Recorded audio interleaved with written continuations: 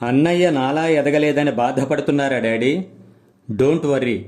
నన్ను నా చుట్టూ ఉన్న బలగాన్ని చూశారుగా. సో నా వల్ల మీరు హ్యాపీగా ఉండండి. అన్నయ్య కూడా ఏదో ఒకరోజు నాలా అవుతాడు. అన్నయ్య గురించి మీరు బాధపడకండి.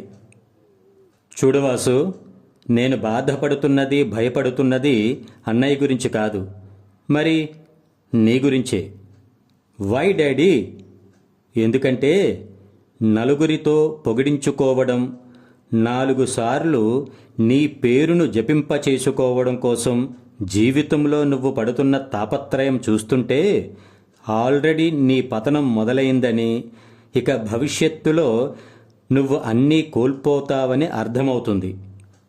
లేదు డాడీ, ఎందుకో మీరు నెగిటివ్గా ఆలోచిస్తున్నారు అనిపిస్తుంది.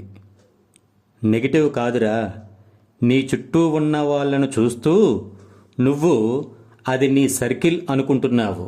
నిజమే, కానీ నువ్వనుకునే సర్కిల్ కాదు, అది వలయం అనే సర్కిల్. నీకు తెలియకుండానే నువ్వున్న మత్తులో నీకు వలయం నువ్వే ఏర్పాటు చేసుకున్నావు. అందులో నుంచి బయటకు రావడం చాలా కష్టం వాసు. ఒకసారి తెలివైన వ్యక్తిగా ఆలోచన చేసి చూడు. మీ అన్నయ్య మీద నువ్వు జాలి పడడం కాదు, రేపటి రోజు వాడే నిండు కాపాడాల్సిన పరిస్థితి రాకుండా చూసుకో. కనకం, కీర్తి లాంటి వాటి నుంచి బయటపడు.